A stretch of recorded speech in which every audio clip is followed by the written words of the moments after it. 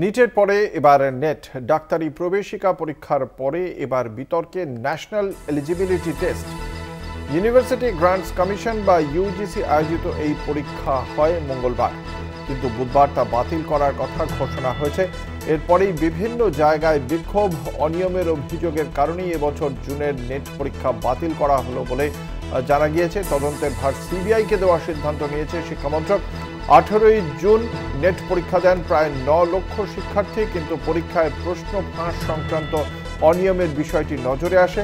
তারপরেই মন্ত্রকের কাছে পরীক্ষা বাতিলের বার্তা পাঠায় আয়োজক সংস্থা ন্যাশনাল টেস্টিং এজেন্সি।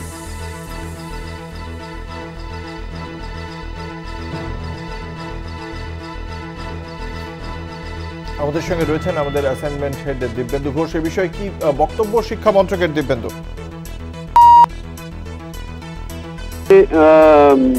এই যে নেট পরীক্ষা যেটা হয়েছিল 18 তারিখ,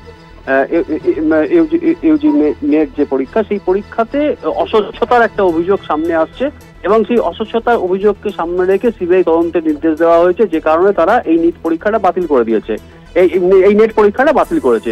এবং সবথেকে গুরুত্বপূর্ণ যে বিষয়, যে নিট নিয়ে যে বিতর্ক চলছে, যে দুর্নীতি সামনে আসছে, সেই দুর্নীতির আবহে এই সর্বভারতীয়, যেখানে সর্বভারতীয় ডাক্তারি প্রবেশিকার যে পরীক্ষা, সেই নিট নিয়ে যে দুর্নীতি, সেই দুর্নীতির পরে এই যে নেট, অর্থাৎ যেটাকে বলা হয় যে গবেষণার প্রবেশদ্বার এবং বিভিন্ন কলেজের যে অ্যাসিস্ট্যান্ট প্রফেসর পদে যোগ দেওয়া সেই পরীক্ষা, এই নেট, সেখানেও কোথাও একটা অস্বচ্ছতা রয়েছে। কিন্তু কেন? সেই প্রশ্নটা হলো যে পরীক্ষা যে নিয়ামক সংস্থা যারা এই পরীক্ষা আয়োজন করে, অর্থাৎ এনটিএ, যে ন্যাশনাল টেস্টিং এজেন্সি, যে ন্যাশনাল টেস্টিং এজেন্সি যে পরীক্ষা নিয়েছিল নিট পরীক্ষা, এবং সেখানে প্রশ্ন ফাঁসের যে অভিযোগ সামনে এসেছে, গ্রেস নম্বর দেওয়ার অভিযোগ সামনে এসেছে, সেই জায়গায় দাঁড়িয়ে যখন গোটা দেশ জুড়ে তোলপাড়, অর্থাৎ নেট পরীক্ষাও কেন এই এনটিএ অর্থাৎ ন্যাশনাল টেস্টিং এজেন্সি তাদের দিয়েই এই পরীক্ষাটা করানো হলো, কেন তাকে এই এনটিএ কে কেন নিষিদ্ধ ঘোষণা করা হবে না,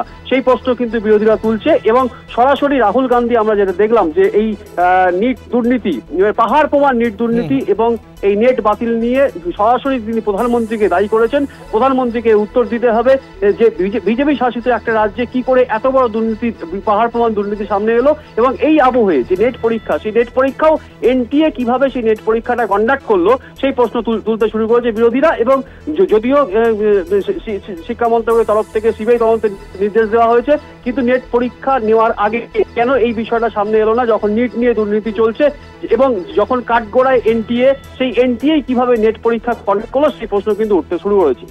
ধন্যবাদ। আমাদের সঙ্গে ছিলেন আমাদের অ্যাসাইনমেন্ট হেড দিব্যেন্দু ঘোষ।